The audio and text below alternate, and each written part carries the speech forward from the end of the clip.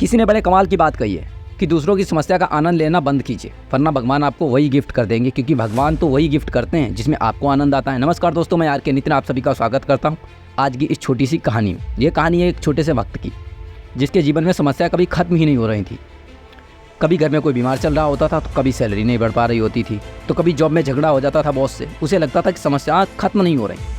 जो कि मैं भगवान का इतना नाम लेता हूँ, इतना पूजा पाठ करता हूँ, जाप करता हूँ, मेरे साथ ही बुरा क्यों होता। उसके आसपास के लोग उसे कहते रहते थे, उसे मोटिवेट करते रहते थे, तुम्हारा सब कुछ अच्छा होगा, तुम तो भगवान की इतनी भक्ति करते हो, कभी बुरा थोड़ी ना होगा। लेकिन उसे भगवान से दूरी सी होने लगी थी।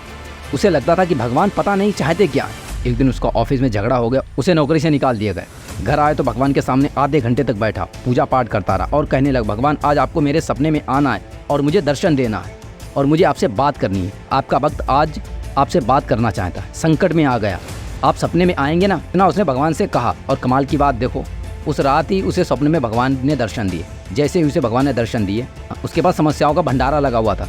बोलता चला गया, आप क्या कर रहे हैं, मैं देखता हूँ आसपास के लोगों को गलत काम करने के बाद भी वो मज़े में घूमते हैं, और मैं अच्छा काम करने वाला इंसान, मुझे एक के बाद एक प्रॉब्लम का सामना करना पड़ता है। मुझे समझ नहीं आ रहा है भगवान आप चाहते क्या हैं।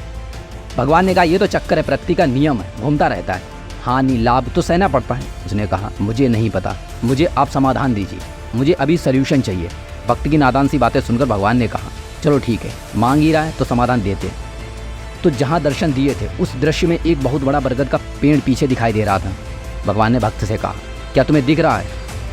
फिर उसने कहा, दिख रहा है। भगवान ने कहा, एक काम करो कि जितनी सारी तुम्हारी समस्याएं हैं सारी लिखकर पर्ची बनाकर पोटली में डालकर ले जाओ और वहाँ बांध के आ जाओ, सारी की सारी समस्याएं गायब हो जाएंगी। भक्त को लगा, ये हुई ना बात, मेरी भक्ति का आज परिणाम मिला, रिजल्ट मिला, भगवान ने मेरी सारी समस्याओं से छुटकारा दिला दी। उसने कहा, अभी आता हूँ।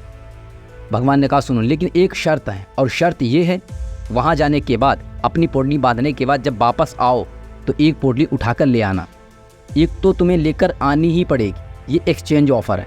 भक्त ने कहा, ठीक है, देख लेंगे। उसने फटाफट से जितनी समस्याएं थी उसको अलग अलग पर्ची में लिखी और उसको बांधा और लेकर बांधे। उसे एक्साइटमेंट था कि सब खत्म होने वाली है, समस्याएं गायब हो जाएंगी और ज़िंदगी में सब कुछ अच्छा होगा। जब वो आने लगा तो उसे याद आया कि एक पोटली लेके आनी थी, कौन सी लाएं।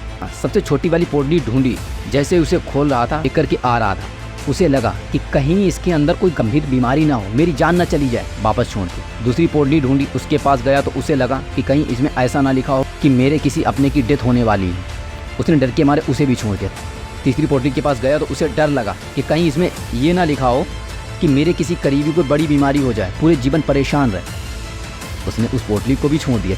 चिल्लाने लगा कि भगवान ये कैसा ऑफर है, मुझे तो मेरी पोटली वापस दे दो, मैं लेकर चला जाता हूँ और प्रॉब्लम्स को हैंडल करना सीख लूँगा, लड़ना सीख लूँगा, मुझे आपका एक्सचेंज ऑफर नहीं चाहिए। भगवान मुस्कुराए और कहने लगे, बस यही तो समझाना चाहता था, देर से ही सही तुम्हें समझ में आ गया। जीवन में समस्याएं आएंगी, चुनौतियां आएंगी, चैलेंज आएंगे, प्रॉब्लम्स आएंगी, लेकिन सवाल ये है कि क्या आप उनसे लड़ने के लिए तैयार हैं?